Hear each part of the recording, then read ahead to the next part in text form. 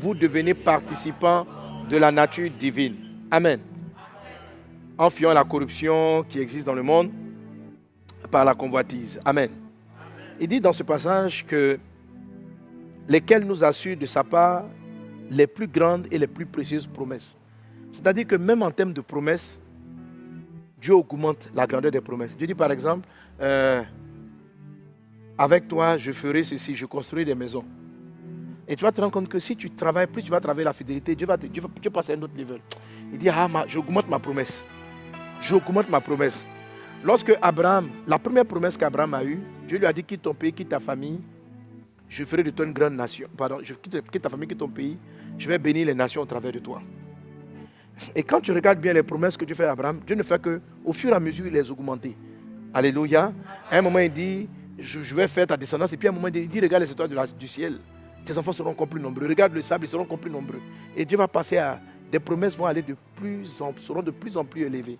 Je prie dans le nom de Jésus-Christ que le Seigneur t'accorde de passer à des promesses encore plus grandes que celles que tu as eues maintenant. Alléluia. Il n'y a pas si longtemps que ça, l'Esprit est venu me surprendre. Amen. Et il m'a dit quelque chose. Ouais, il m'a dit quelque chose. J'avais un ensemble de promesses. Et puis j'ai entendu autre chose. Quelque chose que je n'avais jamais entendu jusqu'à présent. Et papa m'a dit qu'il allait faire ça. Amen. Et il a rendu témoin, il m'a dit, parce que tu as oublié ma voix, tu as fait quelque chose. Voilà, je ferai encore de plus. Je vais réaliser de plus grandes choses avec toi. Et ce que j'ai entendu là, je ne l'avais jamais entendu auparavant. Amen. Alléluia. Et c'est un peu ce que Jésus fait ressortir ici. Il dit en Jean chapitre 5 verset 20. Jean chapitre 5 verset 20. Car le Père aime le Fils. Lisons-le ensemble. Car le Père aime le Fils et lui montre tout ce qu'il fait. Il lui montrera des œuvres plus grandes que celles-ci afin que vous soyez dans l'étonnement. Alléluia. Donc on voit ici que Dieu même veut étonner les gens. Ça dit que il y a des fois, il y a des miracles, Dieu veut guérir. Dieu veut te donner plus de ressources. Mais à des fois, Dieu va faire de plus grandes choses pour que les gens soient de plus en plus émerveillés. Ta vie et ce que Dieu va faire avec toi va de plus en plus émerveiller le monde. Même tes ennemis vont rester la bouche comme ça. Amen. Dieu peut faire ça. Oui. Ils sont là. Dieu peut faire ça. Donc, quel que soit le level, les choses grandes que tu as vues jusqu'à présent, le Dieu que tu sers, le Dieu que tu adores, va te faire passer à des choses encore plus grandes. Et les gens autour de toi seront dans l'étonnement. Ils seront surpris. Quand j'ai lu ces passages, je me suis rendu compte qu'en fait, Papa a envie d'augmenter les grâces. Il a envie de les accroître. Il a envie de faire encore des choses plus grandes que celles qu'on a connues jusqu'à présent. Dernièrement, un grand serviteur de Dieu s'en est allé. Le serviteur de Dieu, Lauren Cunningham. Celui par qui Dieu est passé pour mettre en place l'organisme Jeunesse en Mission, qui a été pour moi une grande source de bénédiction et une grande source d'inspiration. Donc c'est un papa que j'ai jamais pu, il est décédé à 88 ans, c'est un papa que je n'ai pas eu l'occasion de rencontrer, mais vraiment, son ministère est un modèle pour nous, même au niveau de la vision qu'on a en ce qui concerne message de vie. Et je parlais avec un de son responsable ici en Côte d'Ivoire, il me dit, tu vois dans telle zone, on a pris combien d'hectares? Et l'organisme va construire un centre de formation hospitalier. Il dit au début, ils avaient voulu associer les églises chrétiennes. Après, ils ont dit non. Et ils ont fait à la réunion, le groupe, l'organisation Jeunesse en Mission a décidé de financer un hôpital un centre de formation de plusieurs milliards. Ils vont financer ça. Amen. Et ils ont des investissements partout. Ils ont des universités à Hawaï, dans le monde entier. Il y a des mouvements qui parcourent les nations en train d'évangéliser. En Côte d'Ivoire, ici, on a reçu, je ne sais pas, peut-être 2 à 3 de leurs bateaux. Des bateaux qui sont des hôpitaux. Géants, gigantesques. J'ai eu l'occasion de visiter un. Quand tu arrives à l'hôpital, tout équipé. À l'intérieur, les médecins sont des missionnaires. Ce sont des serviteurs de Dieu. Ce sont des pasteurs. Ils interviennent donc dans la médecine. Ils interviennent dans l'agriculture, ils interviennent dans la santé, ils interviennent dans l'éducation. Ah non, pardon, j'ai oublié. Le centre qu'ils vont construire, ce n'est pas un centre pour les médecins, non. C'est un centre d'éducation. C'est-à-dire qu'ils vont former les enseignants à un autre level d'enseignement. C'est impressionnant ce que Dieu fait. Donc, quand je commence à scruter ce que Dieu a fait au travers de cet homme, lui, de son vivant, il a parcouru tous les pays de la terre. C'est un des rares missionnaires. Si la terre, je ne sais pas, la terre compte près de 180 à 180 nations, il y en a d'autres qui proclament leur indépendance sans lettres. Donc on peut arrondir à près de 200 pays. Il a fait tous les 200 pays de la terre. Et l'organisme aujourd'hui a une influence dans le monde entier. On pense que c'est le plus grand organisme d'évangélisation missionnaire. Que jamais au monde on a eu un organisme missionnaire aussi puissant que Jeunesse en Mission. Alléluia. Amen. Alléluia. Amen. Beaucoup de chants qu'on chante dans les églises viennent de Jeunesse en Mission. Beaucoup de chants. Ils ont des mouvements de louange impressionnants. Des mouvements missionnaires impressionnants. Et quand tu regardes les missionnaires, tu dis, waouh, Dieu a fait ça. Avant lui, il y a eu d'autres groupes, Donc Dieu n'a pas fini de nous surprendre. Dieu fait des choses pour nous étonner. Et Jésus dit, il dit, car le Père aime le Fils et lui montre tout ce qu'il fait. Il lui montrera des œuvres plus grandes que celles-ci, afin que vous soyez dans l'étonnement. Amen. Et Jean chapitre 14, verset 12. Jésus dit ici, en vérité, Jean 14, 12, on lit ensemble une fois de plus. En vérité, je vous le dis, celui qui croit en moi fera aussi les œuvres que je fais et il en fera de plus grandes parce que je m'en vais au Père. Alléluia. Quelles sont les œuvres de Jésus? Ça a été d'aller dans le monde entier, de donner sa vie et de sauver les hommes. Jésus dit, si quelqu'un croit en lui, ce que Jésus a fait, il va le faire. Et il va faire même plus grand. Jésus a ressuscité un mort qui était enterré, qui était mort plus de 3 jours, 4 jours. Quelqu'un qui marche dans les choses que je vais expliquer fera des choses encore plus grandes. Et quand je te regarde, je vois Dieu faire des miracles encore plus grands. C'est une promesse de Jésus. Je suis en train de rendre hommage à ce serviteur de Dieu, Lorraine Cunningham. Ce que Dieu a fait avec lui, c'est plus grand que ce qu'on n'a jamais vu. Même les apôtres, ils n'ont pas atteint 200 pays sur la terre. Aucun apôtre n'a eu autant d'impact. Dieu a fait plus grand. On a envie de dire non, c'est Paul qui a fait plus grand. Dieu a utilisé des hommes qui ont fait plus grand. Souvent quand je suis fatigué, je me souviens de certains pères de la foi comme John Wesley. John Wesley. On estime au message qu'il a prêché à plus de 40 000. Il prêchait à peu près 3 à 4 messages en évangélisation. Il montait souvent, il part de village, de lieu en lieu, il prêche. Le matin, il a des classes. Il prêchait 3 à 4 messages chaque jour. Chaque jour. Au travers de lui, Dieu a bâti des hôpitaux, pas un, plusieurs. Dieu a bâti des écoles. Dieu a bâti des églises. En termes de kilométrage, c'était autant de cheval. Il a parcouru plus de 400 000 kilomètres à pied, à cheval ou en bateau pour annoncer l'évangile. C'est pour ça, vous savez, quand je vois, on dit non, pasteur, tu fais trop, tu veux enchaîner. Je dis, moi quand je vois mes pères, Dieu a fait de grandes choses avec eux.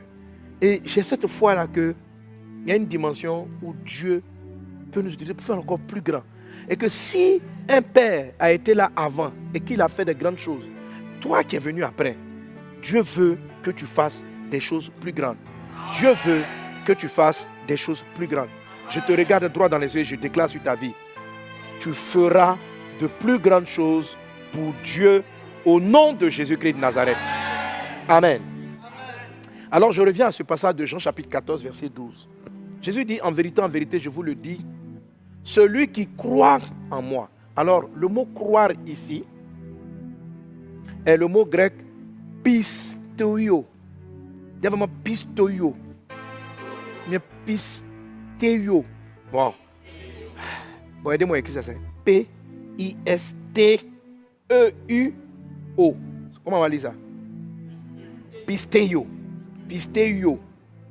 Bon, en tout cas, pistéo. Alléluia.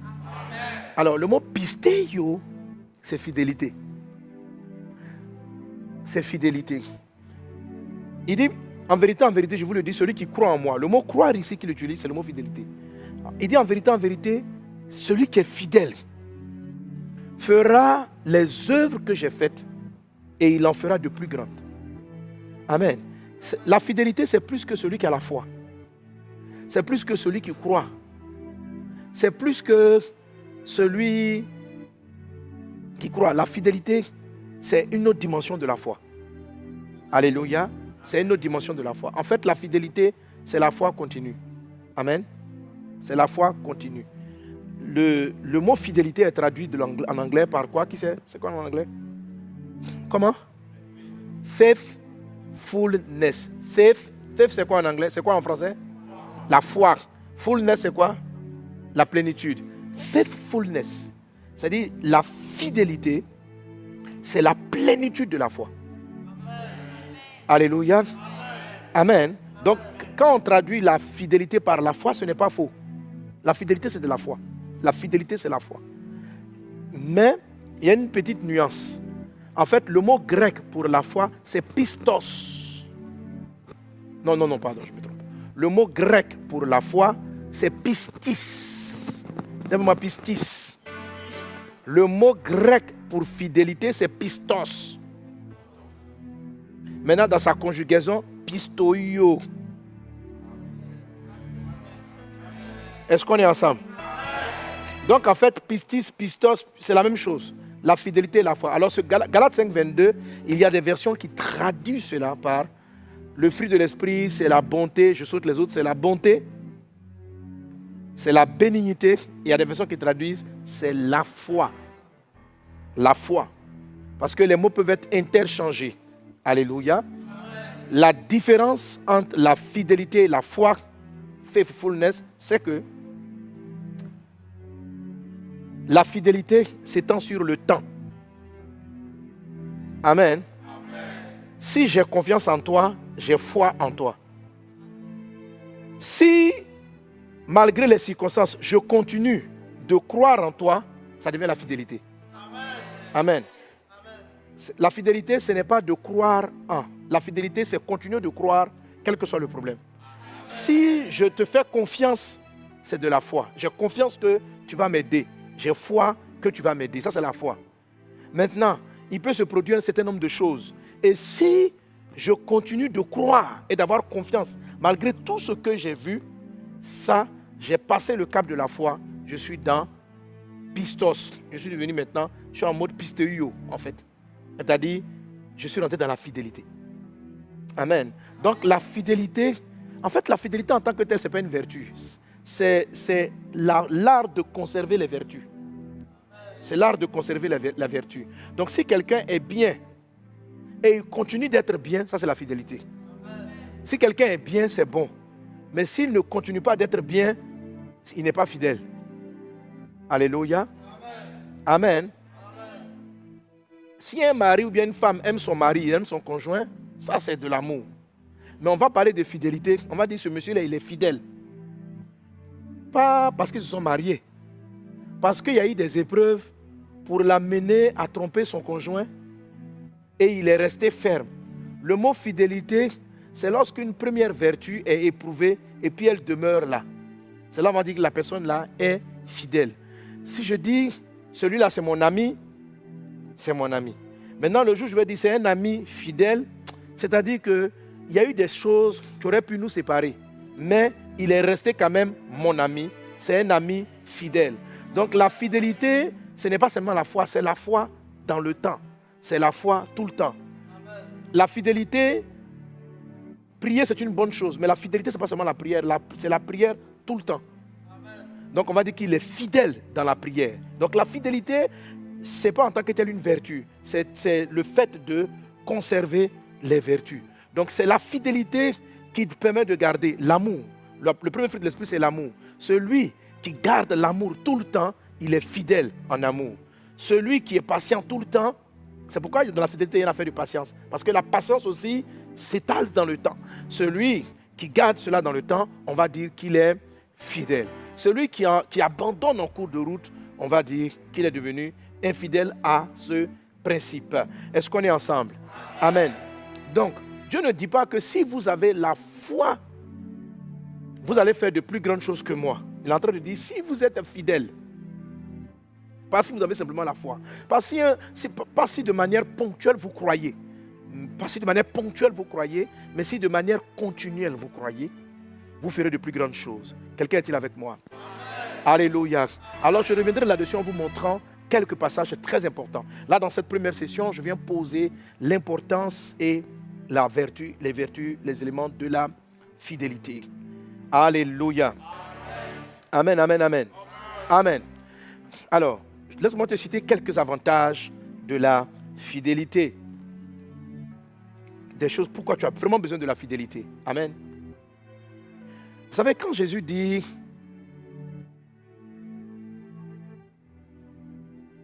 Si vous avez la foi pour déplacer les montagnes, le mot, parce que je vais dire, les mots peuvent être interchangés.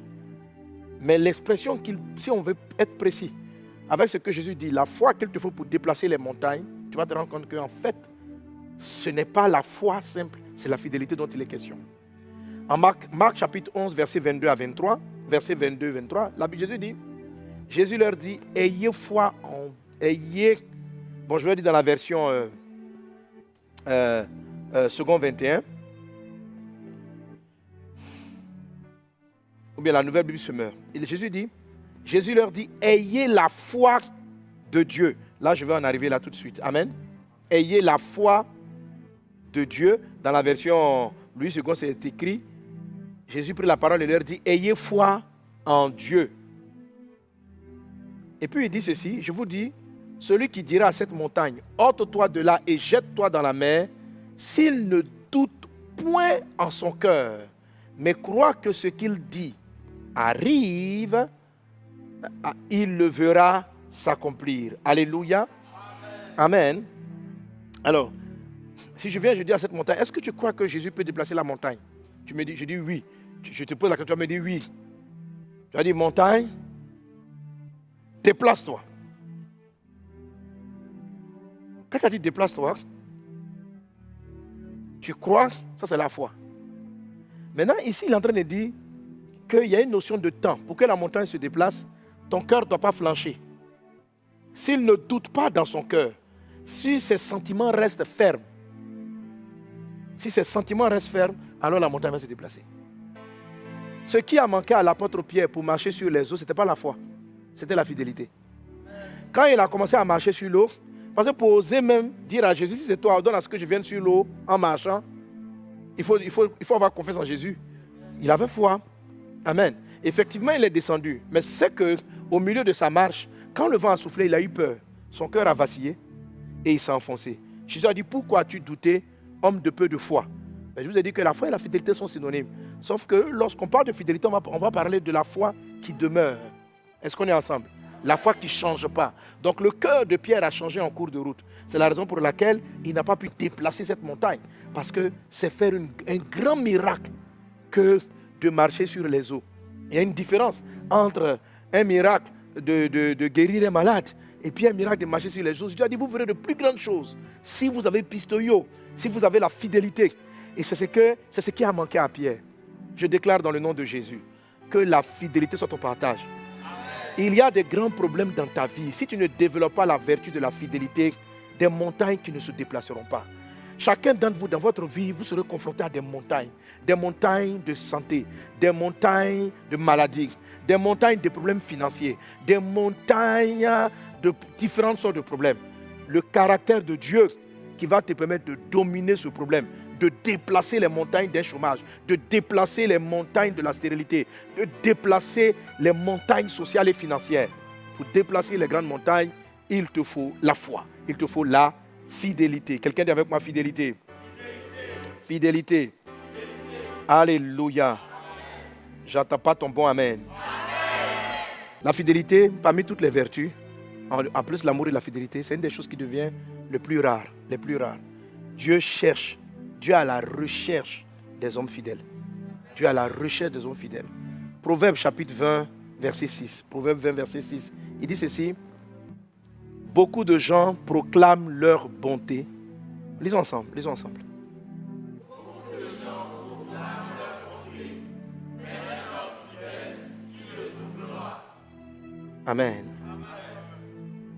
1 Corinthiens chapitre 4, verset 2. On y va.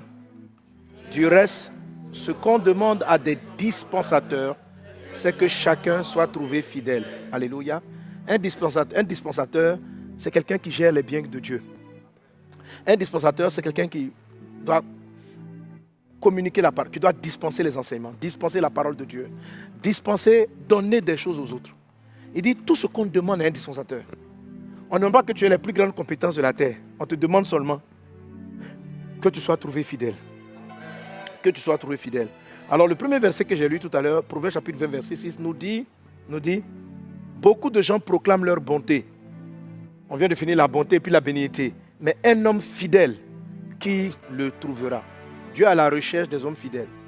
Alors, c'est quoi la bonté tout à l'heure et la fidélité? La bonté et la fidélité, c'est que la bonté, ce sont les qualités. Si tu demandes à quelqu'un, est-ce qu'il est gentil? Oui. Est-ce qu'il aide les gens? Oui. Ça là, il y en a plein sur la terre. Mais est-ce que tu es capable de conserver ce caractère?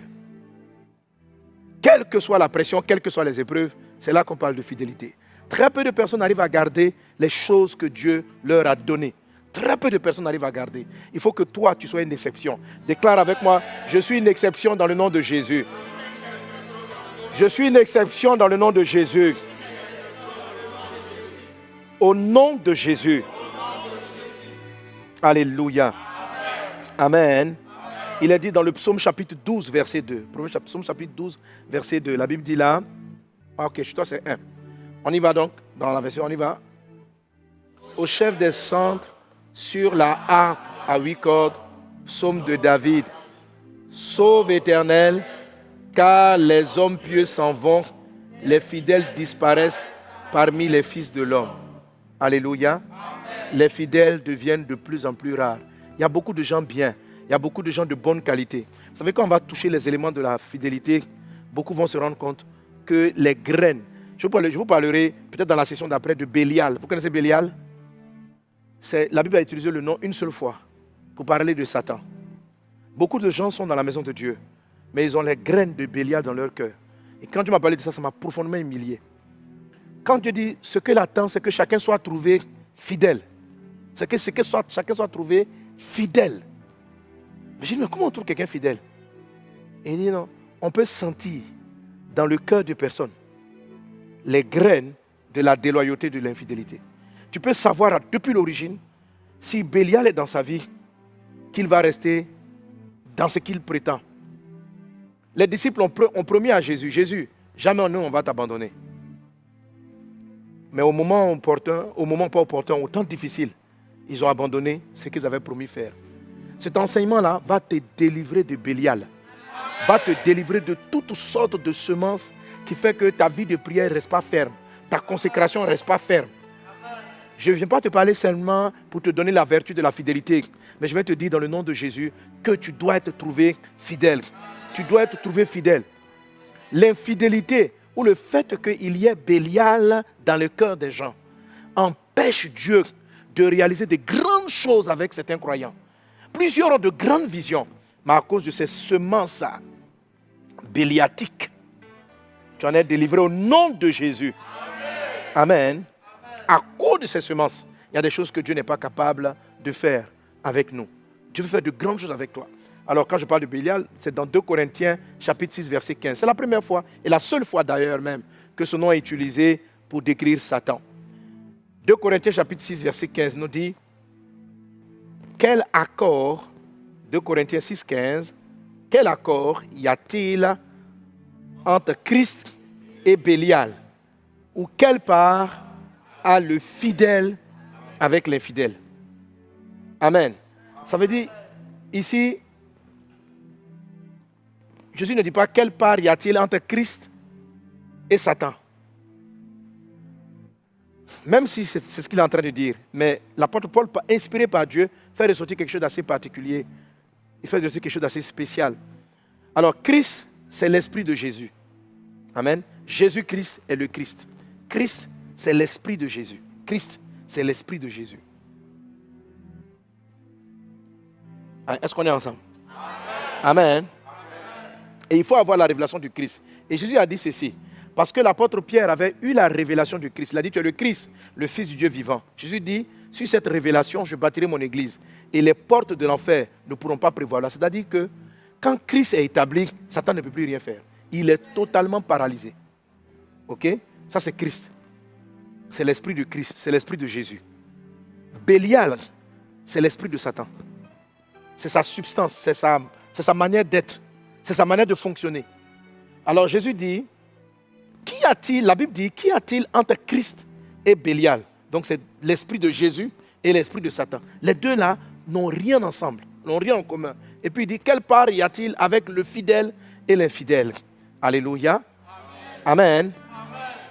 La fidélité est rattachée à l'esprit de Christ. Et l'infidélité ou la déloyauté est rattachée à l'esprit de Bélial. Vous savez, un jour, Jésus a dit en Jean chapitre 4, verset 30, Satan arrive. Il dit, le prince de ce monde arrive. Et il n'a rien en moi. Il n'a rien en moi. Alors j'ai posé la question à Jésus une fois, mais pourquoi Satan a réclamé Pierre? Pas Pierre seulement, en fait, il a réclamé tous les disciples. Jésus a dit cette phrase. Il dit, Pierre, Satan vous a réclamé. Il n'a pas dit Satan t'a réclamé. Il dit, Satan vous a réclamé pour vous cribler comme le froment. Mais j'ai prié pour toi, j'ai prié pour vous. Quand tu te relèveras, affermis tes frères. C'est-à-dire, Satan va les cribler. Amen. Le Seigneur dit à Simon, Satan, le Seigneur dit à Simon, Satan vous a réclamé. Ce n'est pas qu'il vous voyait, Simon, il parlait de tout le monde. Pour vous cribler comme le froment. Et puis après, il va dire, donc j'ai prié pour toi. Donc Jésus fait la différence entre, il n'est pas en train de vous voyer Pierre.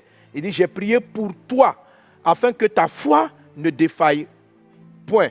Et toi, quand tu seras converti, c'est-à-dire que quand tu vas te restaurer, affermis tes frères. Est-ce qu'on est ensemble? Amen. Amen. Alors Jésus dit que Satan t'a réclamé. Vous savez, le mot réclamer veut dire qu'on réclame une chose sur laquelle on a un droit. Je ne peux pas réclamer quelque chose sur lequel je n'ai pas de droit.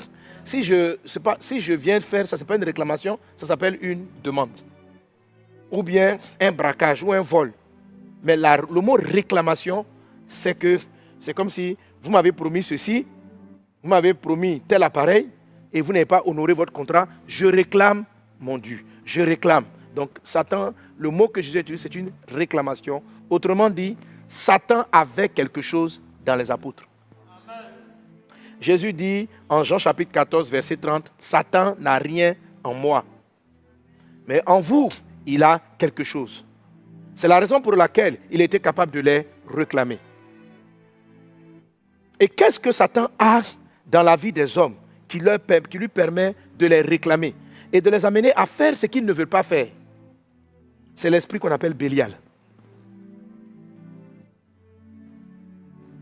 Le mot Bélial, j'ai regardé sa substance, c'est le mot Satan, mais ça traduit la substance du mal. La substance du mal. Christ, c'est la substance de la victoire de Dieu. Christ, c'est la substance qui nous fait triompher du péché et de la mort. Bélial, c'est la substance qui fait que Satan a un droit sur la vie des personnes. Et quel est l'esprit de cette substance? C'est que Christ, c'est la fidélité, c'est la loyauté. Bélial, c'est l'infidélité. Qu'y a-t-il entre Christ et Bélial? Qu'y a-t-il entre le fidèle et l'infidèle? Est-ce qu'on est ensemble? Alors j'ai posé la question à Dieu, mais où se manifestait l'infidélité dans le cœur des disciples?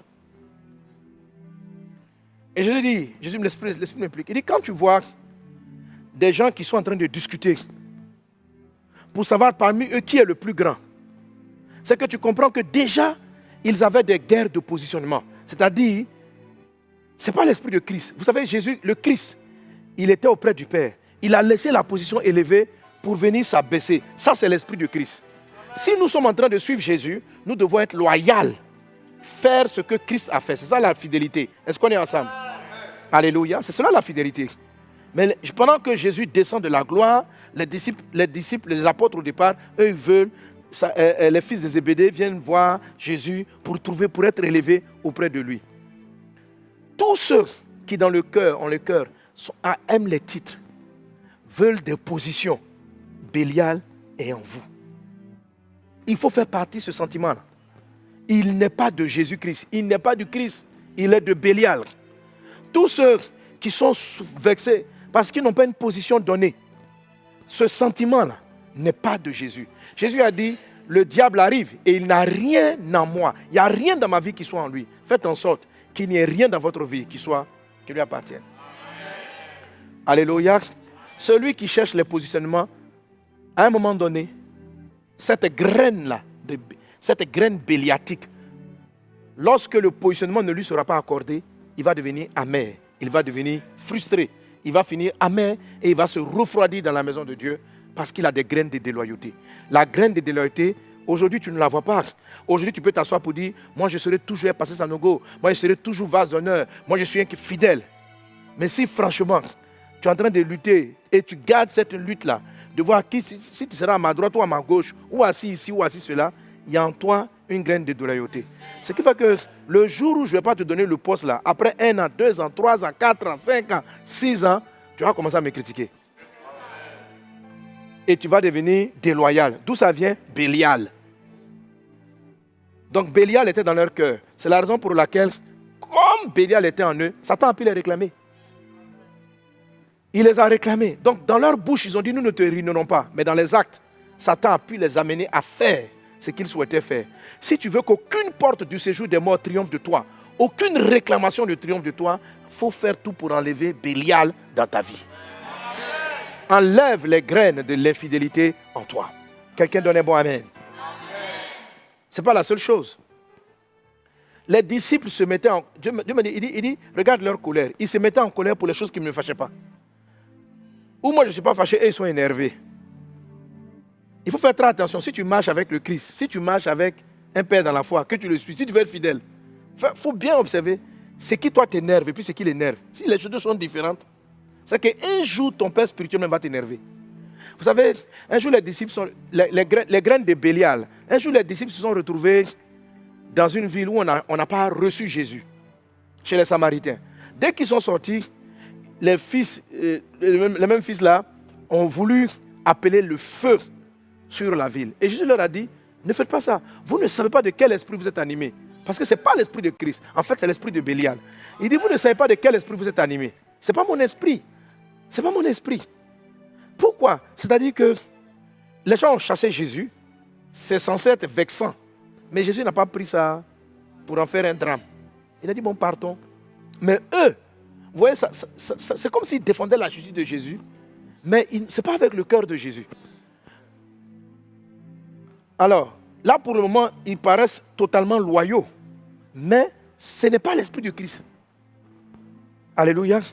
Jésus n'est pas fâché pour ça. Jésus a de la compassion. Lorsque le serviteur est venu, et puis Pierre a pris un couteau et lui a coupé, Jésus lui a collé. Ce n'est pas mon esprit. Je ne suis pas comme ça. Mais je dois défendre Jésus. Donc, c'est ce même esprit-là qui a amené Pierre à partir. Mais c'est un esprit béliatique. Et autant marqué, Satan a réclamé son Dieu. Et Pierre s'est surpris en train d'être déloyal à Jésus. Il l'a renié. Le coq a chanté 2 fois, il a renié 3 fois. Lui-même, il est surpris. Comment une telle parole, un déni de Jésus peut sortir de sa parole, de sa bouche? C'est ce qu'on appelle l'infidélité. Il est devenu infidèle. Il n'a pas été fidèle à son engagement de Jésus. Toi et moi, c'est pour la vie. Toi et moi, rien ne peut nous séparer. Jésus, je suis prêt à mourir pour toi. Ça, mon ami, comme on dit en ivoirien, c'est bouche-parole. Si Bélial est dans ta vie, autant marqué, Satan va te réclamer. Beaucoup de personnes ne savent pas que leurs finances sont réclamées à cause de Bélial. Vous allez voir quand on va développer dans les points suivants que la fidélité a 3 grands axes. Ce qu'on appelle la fidélité dans les moindres choses, la fidélité dans les richesses et la fidélité dans ce qui appartient à autrui. Quand je dis que tu feras de grandes choses avec Dieu, on va le voir dans le livre de Luc chapitre 16. Jésus parle de cela. Il dit, celui qui est fidèle dans les petites choses, Dieu lui donnera de grandes choses. Donc le premier axe de la fidélité, quand tu es fidèle dans ce qui est petit, on va l'étudier. Quand tu es fidèle dans ce qui est petit, Dieu te donne de plus grandes choses. Si tu veux une grande église, travaille la fidélité dans ce qui... Si tu veux un grand ministère, tu veux une grosse entreprise. Tous ceux que tu vois réaliser de grosses entreprises, ils ne sont pas forcément fidèles aux autres, mais ils sont fidèles aux moindres choses. C'est un comportement précis. Et les fidèles dans les moindres choses obtiennent de grandes choses. Alléluia. Donc, lorsque Satan veut t'empêcher d'avoir de grandes choses, il va tout faire pour qu'il y ait des semences de Bélial en toi. Et tu vas développer une déloyauté dans les petites choses. Un des éléments de la déloyauté dans les petites choses, c'est quoi? Ce sont des choses, ce n'est pas des personnes. Hein. Parce que très souvent, quand les gens parlent de fidélité, ils voient seulement un homme ou Dieu. Non, ce sont des choses. Un des éléments de la déloyauté, de l'infidélité dans les petites choses, c'est la négligence. C'est le mépris de ce qui est petit. Par exemple, les moindres choses, c'est ce qu'il y a chez toi à la maison. Si dans la ville, en public, tu parais beau, propre, mais chez toi à la maison, tu es sale, ta maison est désordonnée, tu n'es pas fidèle aux détails dans ta maison. Tu veux paraître bien devant les personnes et cacher ce qui ne va pas dans le secret. Il y a une sémence de déloyauté en toi. Ça, c'est Bélial qui est comme ça. C'est une forme d'hypocrisie. C'est une forme de déloyauté. Tu vois? Tu vas te rendre compte que le jour où les gens, tu vas te trouver au milieu d'un groupe, d'un département, quand les gens vont commencer à mettre le doigt sur ce qui est caché, les petites choses auxquelles... Parce que qu'est-ce que Jésus... En fait, la fidélité dans les petites choses, il y a eu une personne à qui on a donné un talent qui est parti le cacher. Et Jésus a dit, serviteur infidèle. Mais ceux qui l'ont multiplié, les 2 talents et les 5 talents, il leur a dit, fidèle serviteur. Il a reconnu leur... Il dit, fidèle serviteur, je vais vous donner de grandes choses. Pourquoi? Parce que ces personnes-là n'ont pas sous-estimé 2 talents. Ils n'ont pas sous-estimé 5 talents. Ça veut dire les toutes petites choses qu'il y a à la maison, ils en prennent soin. Ils en prennent soin. Alléluia. Si tu n'es pas méticuleux dans le détail, c'est une forme de déloyauté. Pas envers une personne, envers ce que Jésus appelle les moindres choses. Ce sont des choses, ce ne sont pas des personnes. Et ça, par exemple, les gens ne le considèrent pas. Et c'est une des grandes raisons pour lesquelles Dieu ne confie pas de grands ministères aux personnes. Parce qu'il dit, parce que vous avez été fidèles dans les petites choses, je vous donnerai de grandes. Si Dieu ne te donne pas une grande maison, c'est parce qu'il ne t'a pas trouvé fidèle dans les petites. Si Dieu ne te donne pas une plus grande cellule, c'est parce qu'il ne t'a pas trouvé fidèle dans les petites. Si Dieu ne te donne pas un plus grand ministère, c'est parce qu'il ne t'a pas trouvé fidèle dans les petites. Que la fidélité dans les petites choses te soit accordée dans le nom de Jésus-Christ. Je me suis rendu compte qu'en fait, c'est vraiment la raison pour laquelle des gens peuvent rester, ils sont en Christ, mais Dieu ne les fait pas monter. Parce que comme déjà dans les petites choses, ils n'ont pas fidélité, mais si je leur donne les grands, ils sont foutus. Ils vont s'éloigner de la main de Dieu. Est-ce qu'on est ensemble? Le deuxième axe de la fidélité, c'est de la fidélité dans les richesses. Il dit à quelqu'un, parce que vous avez été fidèle dans les richesses injustes. Je l'expliquerai à la prochaine session. Je l'expliquerai dans les prochaines sessions. Vous avez été fidèle dans les richesses injustes. Mais je vais garder simplement le thème de richesse. Je vous donnerai les véritables. Les richesses, c'est tout ce qui est ressources pour t'aider à accomplir un projet. Les dons spirituels sont des richesses. L'argent est une richesse. Des terres, ce sont des richesses. Des entreprises, ce sont des hommes, ce sont des richesses. Quand pour que Dieu te donne des hommes, c'est une richesse. C'est un enrichissement. Donc, si tu n'es pas fidèle dans ce qu'il appelle la richesse, et on va l'expliquer, c'est quoi la richesse? Il y a des moyens et des ressources que Dieu met avec toi. Et avec elle, tu dois savoir te faire des amis avec ce qu'il appelle les richesses injustes. Mais le mot injuste ici ce n'est pas la richesse a été acquise injustement. Non, ce n'est pas ça. On va l'expliquer. Mais il y a un des éléments, ce n'est pas une richesse acquise injustement. Amen. C'est une richesse dite injuste, je l'expliquerai. Alléluia. Mais il y a un aspect qui est là-dedans. Il y a l'aspect temporaire et puis il y a l'aspect illégitime. C'est-à-dire que ce n'est pas vraiment pour toi encore. Ce n'est pas vraiment ta vraie richesse pendant un moment. OK? Et il dit, parce que vous n'avez pas été fidèle dans les richesses injustes, qui vous donnera les véritables? Il y a une véritable richesse, une vraie richesse. Quand on dit véritable, c'est-à-dire c'est pour toi. C'est ce que Dieu a prévu de toute éternité pour toi. Pourquoi il n'est pas là? Parce que Dieu t'a trouvé infidèle dans ce qu'il appelle les richesses. Donc il y a des gens qui ne sont pas riches. Malgré les visions, je te donnerai des ressources. Mais tu peux rester pauvre. Il dit les chrétiens sont pauvres à cause de l'infidélité. De la manière dont je dis que les fidèles deviennent rares. Que les hommes justes, les hommes fidèles ont disparu. Il dit beaucoup de gens proclament leur bonté. Les gens bien là, ils sont pleins. Mais Dieu n'élève pas les bons. Dieu ne donne pas plus de richesse aux gens bien. Ce n'est pas parce que tu fais de bonnes œuvres que Dieu va t'enrichir. Ce n'est pas vrai. C'est parce que tu es fidèle dans les bonnes œuvres qu'il va t'enrichir. Amen. Ce n'est pas parce que tu es compétent. Dieu dit beaucoup de gens proclament leur bonté. Dans la bonté, il y a la compétence. Ce n'est pas parce que tu es compétent à ton appareil que Dieu va te donner de grandes choses. Non. Non. C'est parce que tu es fidèle dans ta compétence. Alléluia. Amen. Que Dieu développe en nous la fidélité. Dis avec moi la fidélité. La fidélité, et le dernier A, c'est la fidélité dans ce qui appartient à autrui. Il dit, si vous n'avez pas été fidèle à ce qui appartient à autrui, qui vous donnera ce qui est à vous? C'est-à-dire, ce qui est à toi, c'est le territoire, le domaine, le champ dans lequel Dieu va te faire grand. C'est le domaine dans lequel Dieu va t'ouvrir des portes. Donc, plusieurs d'entre nous n'ont pas encore reçu exactement ce dans quoi Dieu va les bénir, ce dans quoi Dieu va les utiliser. Tout simplement parce que Dieu ne les a pas trouvés loyaux, fidèles à ce qui appartient à autrui. La fidélité à ce qui appartient à autrui est ce que Jésus présente comme étant ce que la Bible présente comme étant la loyauté. Alléluia. La fidélité dans les moindres choses, ce n'est pas en tant que telle de la loyauté. Parce que la loyauté, elle est envers autrui, elle est envers quelqu'un d'autre. C'est le troisième axe de la fidélité. Et dans chacun de ces axes-là, pour empêcher un croyant d'atteindre le territoire que Dieu veut lui donner, le champ dans lequel il va opérer, Bélial va faire tout. C'est-à-dire que dans son ensemble de foi, Satan va s'aimer l'esprit Bélial de déloyauté. Par exemple, je citais tantôt, s'énerver pour ce qui n'énerve pas ton patron.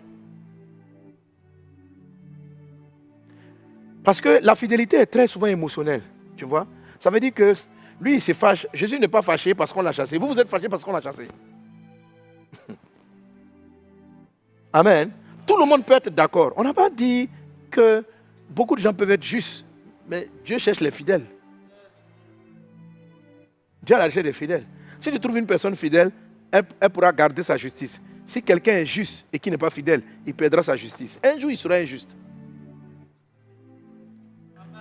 Un jour, il sera injuste. Donc, vous savez, il y a des choses, quand vous avez un leader devant, quand vous avez quelque chose devant, vous devez savoir, celui que vous suivez, quand on parle de fidélité à autrui, est-ce que ce qu'il aime, c'est ce que tu aimes? Ce que Dieu lui a donné d'aimer, c'est ce que toi tu aimes. Ce qui ne le vexe pas, est-ce que toi aussi, est-ce que ça te vexe? Si ça te vexe, tu as les grains de la déloyauté. Parce qu'un jour, ta colère va venir sur lui-même. Parce que tu vas estimer qu'il aurait dû réagir de telle manière, mais il n'a pas réagi comme toi. Et parce qu'il n'a pas réagi comme ça, ça va casser quelque chose dans ton cœur le concernant. Je t'assure. Et tu vas finir par le lâcher. C'est ce qui s'est passé avec Judas. Il a estimé que non, Judas a estimé que non, l'argent en doit le distribuer aux pauvres. Comme Jésus n'a pas suivi, ça déréglait quelque chose en lui. Judas a laissé Jésus pour deux choses. Un, parce qu'il était voleur, donc il n'avait pas les vertus de Christ. Deux, parce qu'il a été déçu de ce qu'il estimait être la chose la plus juste, Jésus ne l'a pas choisi. Et il a basculé carrément à la trahison.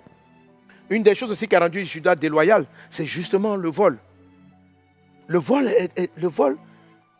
Il y a des frères qui sont là, ils sont à l'église, ils sont là, ils sont zélés. Mais par exemple, si tu voles dans une entreprise, tu es infidèle même. On n'a pas besoin d'une démonstration biblique. Alléluia. Si tu voles sur les monnaies, tu voles dans le détail, tu as les gemmes. C'est-à-dire tu peux rester là dans l'église.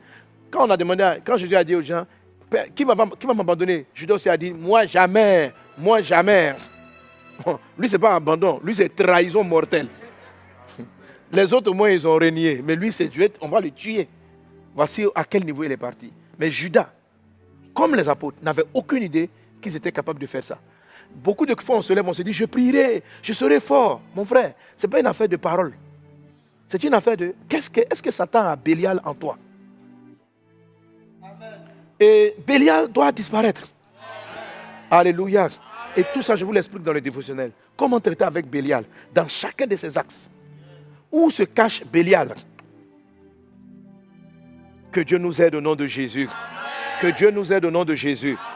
Parce qu'il y a beaucoup de gens qui sont fréquents à l'église, qui sont là, ça fait 20 ans, on est là, 20 ans, on dit va, on a 20 ans, ils sont là depuis 20 ans. Mais ils ne savent pas qu'ils ne grandissent pas parce qu'ils sont déloyaux. Il y a les déloyaux qui s'en vont, mais il y en a des déloyaux qui restent.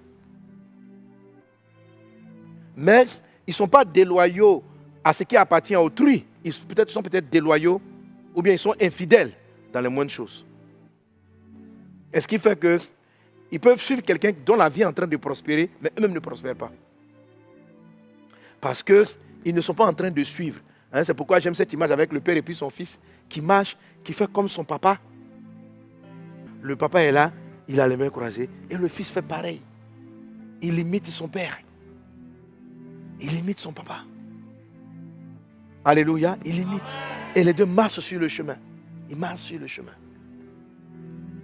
La fidélité à ce qui appartient à autrui. La fidélité dans les moindres choses. La fidélité. Que la fidélité soit ton partage au nom de Jésus. Que la fidélité soit ton partage au nom de Jésus. Donc la fidélité est le caractère que Dieu recherche pour te donner de grandes choses, pour te confier de grandes richesses. Alléluia. Laisse-moi te citer encore rapidement quelques autres avantages de la fidélité.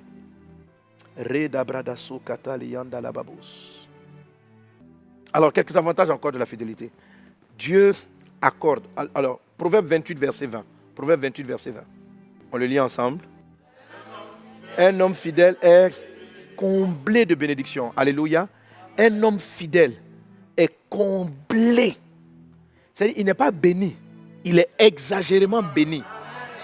Je te vois exagérément béni au nom de Jésus. Je te vois c'est-à-dire que quand on dit comblé, ça veut dire, c'est-à-dire tu es béni, ça déborde, ça déborde. On dit je suis comblé. Un homme bien va être béni. Un homme fidèle, il n'est pas béni. Il est comblé. Il est bourré.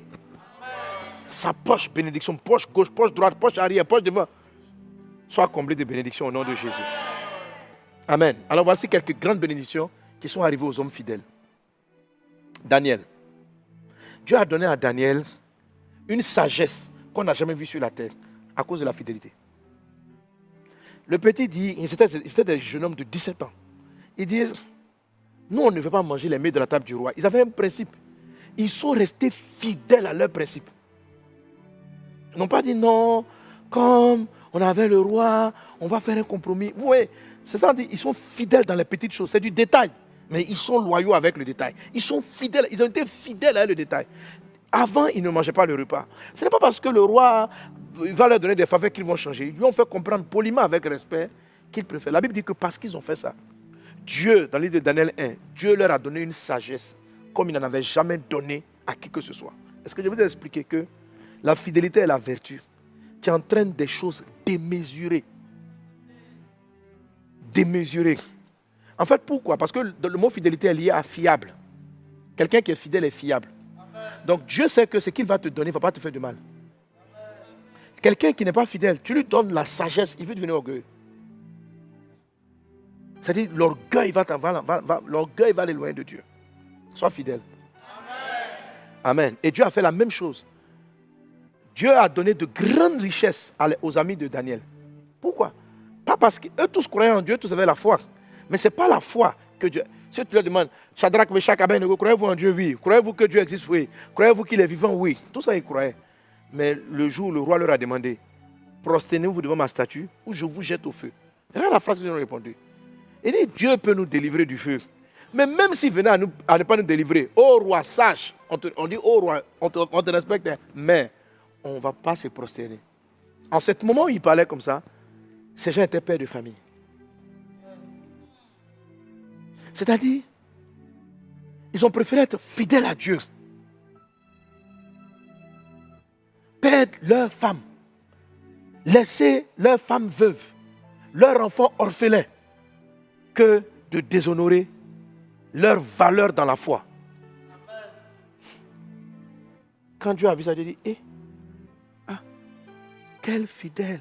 Il y a beaucoup de gens qui sont bien. Il y a beaucoup de gens qui prient. Il y a beaucoup de gens qui disent qu'ils croient en moi. Des hommes bons, ça existe. Mais un homme fidèle, qui le trouvera? Quand Dieu a vu ça, Dieu a envoyé son ange, il dit, va les protéger. Ces hommes-là sont tellement rares. Ces hommes-là sont tellement rares que ceux-là, il ne peut pas mourir. Parce que quelqu'un de fidèle permet à Dieu de faire ce qu'il n'a... C'est-à-dire qu'il permet à Dieu d'étonner la terre. C'est-à-dire il permet à Dieu de révéler sa puissance. Donc en même temps, Dieu a envoyé son ange. Les gens sont dans le feu. Le feu ne les touche pas. La seule chose que le feu a fait, c'est couper leurs liens. Oui? Il y a beaucoup de gens, des croyants qui sont morts. Hein? Mais quand Dieu trouve un fidèle, il ne laisse pas mourir comme ça.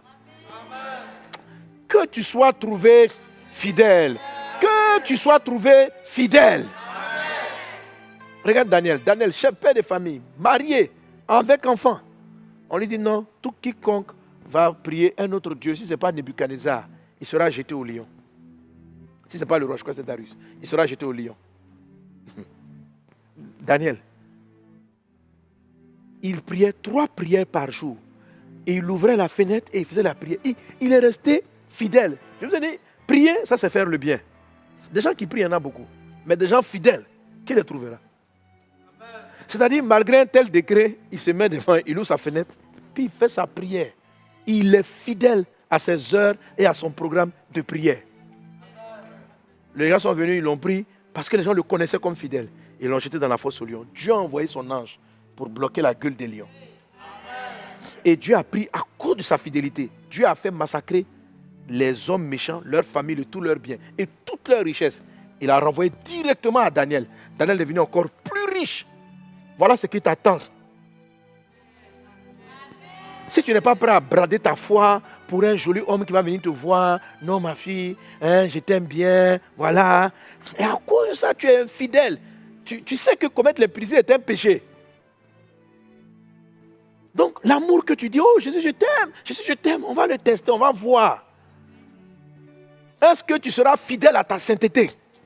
Amen. Les gens qui vivent pas dans l'impudicité, il y en a. Mais les gens qui sont fidèles à la chasteté, on les cherche. On ne peut parler de fidélité que lorsqu'il y a épreuve. Tant qu'il n'y a pas de fidélité, on n'est pas au courant. C'est quand le joli mec ou bien l'argent va tomber, va tourner à flot, on te prend de l'argent, tu seras fidèle. Quand tu as attendu les fiançailles pendant longtemps et tu trouves le meilleur mec qui te dit, ma fille, si tu veux ma chérie, si tu veux qu'on aille au mariage, franchement, il faut que je te teste. Il faut qu'on aille ensemble. Et tu dis, mon Dieu, je connais beaucoup de gens qui ont commis l'adultère, après ils se sont mariés. Le pasteur, il parle comme ça, les gens ils parlent comme ça. Mais parce que c'est les menteurs, les satanistes, c'est comme ça. Le Bélial, c'est comme ça qu'il parle.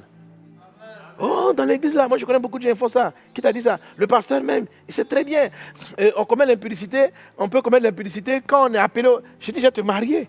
Donc, des arguments satanico, diabolico, malsains.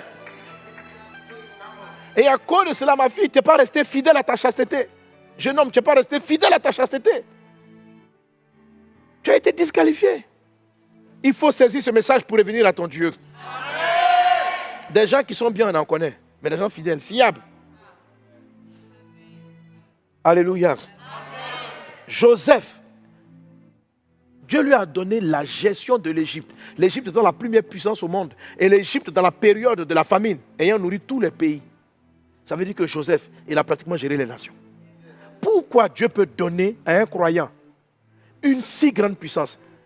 Dieu m'a dit une chose pendant que je traitais ce thème. Il dit, tu vois, les chrétiens sont là. Pourquoi il n'y a pas de chrétiens présidents? Pourquoi il n'y a pas de chrétiens? Il dit, parce que les gens ne sont pas fidèles. Je vais leur donner, ils vont devenir fous. Amen. Je préfère qu'ils aillent au paradis. Amen. Non, moi je cherche Dieu, la Bible dit, la création attend la révélation des fils de Dieu. Toute la création soupire. On a besoin, Dieu cherche des gens honnêtes à qui il va confier les pays. Qu'est-ce qu'il dit aux fidèles? Il dit, toi là, tu as été fidèle en peu de choses. Prends le gouvernement de 10 villes. Prends le gouvernement de 20 villes. C'est pourquoi il lui donne des mairies? Pourquoi il lui donne d'être devenu gouverneur? Parce qu'il a trouvé fidèle. Donc d'ici que les chrétiens commencent à rebâtir la vertu de la fidélité, les chrétiens, les vrais chrétiens, n'auront pas de poste. Tant qu'ils seront des gens bien, mais qui ne sont pas fidèles, Dieu ne va pas les élever. Ceux qui vont aller, qui vont devenir des maires, qui vont devenir des préfets de la part de Dieu, à qui Dieu donnera la présidence, parce qu'il y a des chrétiens qu'on appelle de la présidence, il y a des chrétiens qu'on appelle pour être des ministres. Mais Dieu regarde, il dit, oui, tu es bien, tu es compétent, tu es un bon médecin, mais est-ce que je peux te confier le ministère de la santé? Je ne sais pas trop. Je ne sais pas. Beaucoup de gens proclament leur qualité, mais des fidèles, est-ce qu'on va les trouver? Est-ce que lorsque tu seras au ministère, les gens vont venir mettre devant toi les milliards? Tu vas faire quoi? Tu feras quoi? C'est pour ça que Dieu ne t'élève pas. C'est-à-dire, l'élévation vient de Dieu. Les royaumes appartiennent à Dieu. La terre appartient à Dieu. J'ai compris que Dieu n'a aucune... Dieu élève qui il veut, quand il veut, où il veut. Mais il préfère que les croyants soient sauvés, qu'ils aillent au paradis, que qu'ils aient de l'abondance, qu'ils occupent de grands postes, et puis qu'ils partent en enfer. Amen. Parce que depuis que tu es petit, il voit Bélial. Il voit que toi là, tu aimes position. Tu aimes position. Tu as une position. Tu aimes tellement position que le jour où tu vas avoir la position, si quelqu'un vient te menacer de la perdre, tu seras capable de brader ta vie chrétienne pour conserver ton titre.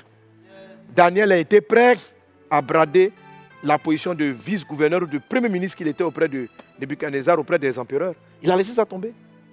Que de remettre en cause sa vie chrétienne. Il n'y a pas de compromis. Que Dieu fasse de toi un homme sans compromis, une femme sans compromis. Alléluia. Amen. Oui, Dieu a promis en Ésaïe 61 de faire transférer les richesses des nations vers les croyants. Mais pourquoi il ne le fait pas encore? Parce que les hommes fidèles se font rares. Les gens fidèles se font rares. Que Dieu nous trouve fidèles.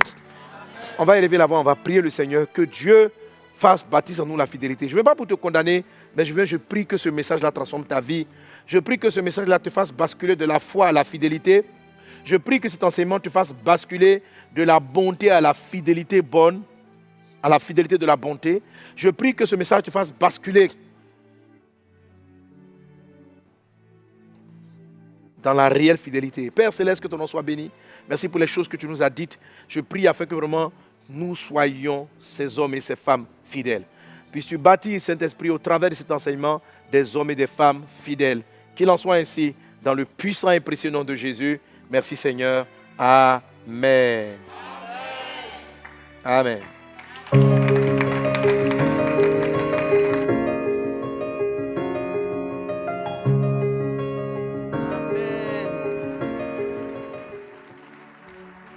Amen, amen, amen. On va prier, on va prier. Qui a été béni? Non, dis bien, qui a été béni même? Amen, amen. Les semences béliatiques